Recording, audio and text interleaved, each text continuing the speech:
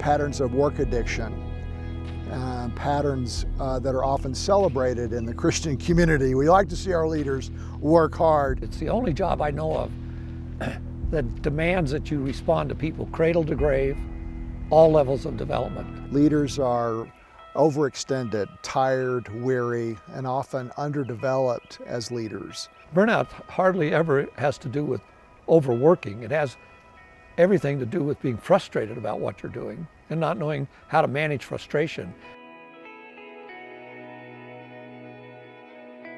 The ministry of Quiet Waters exists to renew, restore, and strengthen Christian leaders. And at our beautiful retreat home in Parker, Colorado, we do just that in our 1-week and 2-week counseling intensives.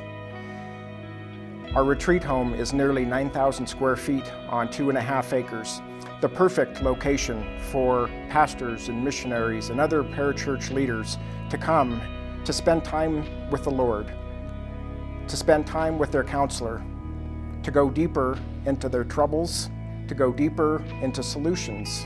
One environment where those good things occur is our prayer garden. We did an extensive remodel on this property, and as you might see, there's a lot of different options, places here for couples to talk, couples that haven't really talked in a long time and need to pray together and work through some issue together. It's how important the context is that we have a host couple that's there to facilitate your staying in your content, in your ideas, in the things that you're dealing with.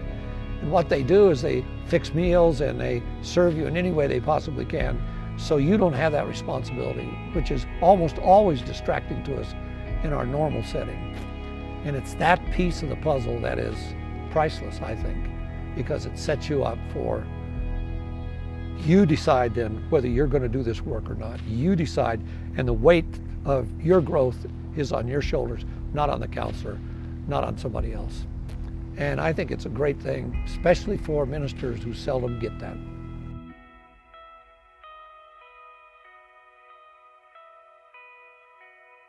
I started to sense that in the months leading up to when I finally had a breakdown.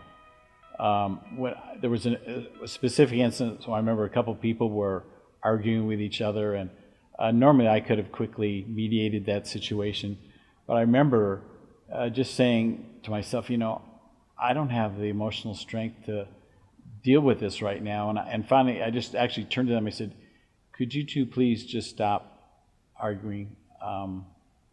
And I didn't have the emotional strength at that point to resolve it and deal with it like I would have in the past. So I knew that I was really worn out.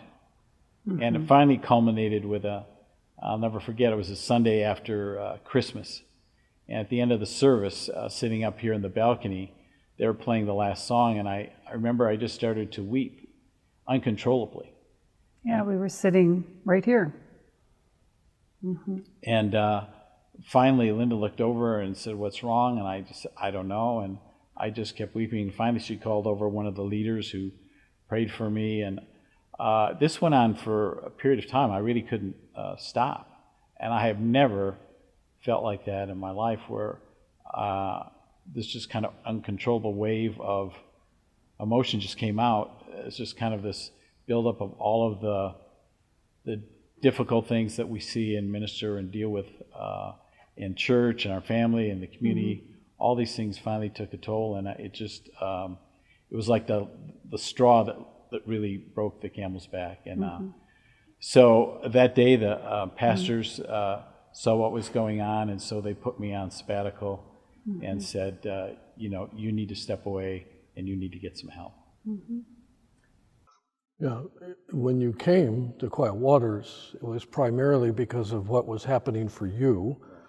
Linda, I'm just curious as to what the process was like for you you were a participant in it for sure, but not necessarily the primary focus of our time. So what was it like for you to be a part of that?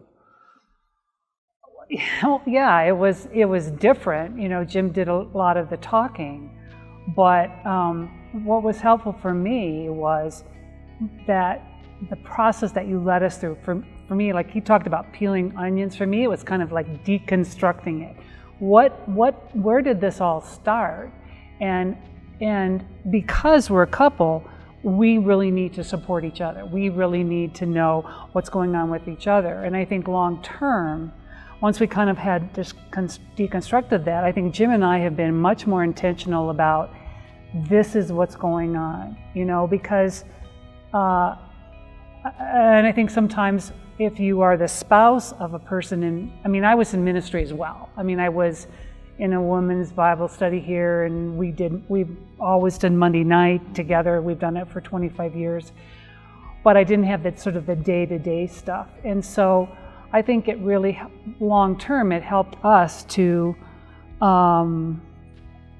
really make sure that we keep in touch. This is what's going on with me before it got to be so big. QuietWaters would like to thank the many individuals that have supported this ministry over the years, and without your support, we would not be able to continue this vital ministry to Christian leaders, a ministry that is so vital in today's changing ministry world.